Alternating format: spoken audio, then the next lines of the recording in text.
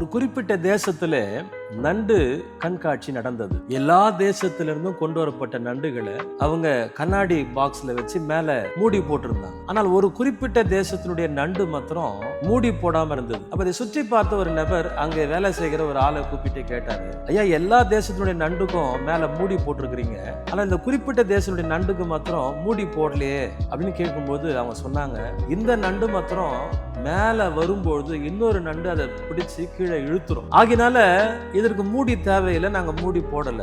இது அந்த தேசத்தினுடைய மக்களுடைய சுபாவத்தை குறிக்கிறது. அவர்கள் மிகவும் பொறாமை கொண்ட தேசத்து மக்களா இருக்கிறாங்க அப்படின்னு அவர் சொன்னார். பிரியமானவர்களே, வேதம் இதை குறித்து என்ன சொல்கிறது? யோபின் புத்தகம் 5ஆம் அதிகாரம் 2ஆம் வசனம், பொறாமை புத்தியினனை அதம் பண்ணும். பிரியமானவர்களே, பொறாமை கொண்டவர் ஒருவரும் முன்னேறி வர முடியாது. ஆகினால அந்த பொறாமையின் சுபாவத்தை முற்றிலுமாக நீக்கி ஒரு திவ்ய சுபாவத்தை, எல்லோரையும் மேலோங்கி வரத்தக்கதாக, எல்லோருடைய வளர்ச்சிக்கு காரணமான ஒரு சுபாவத்தை நாம் பெற்றுக்கொள்வோம். கர்த்தர் நம்மை ஆசீர்வதிப்பார், மற்றவர்களையும் உயர்த்துவார், நம்மையும் ஆசீர்வதித்து உயர்த்துவார். God bless you.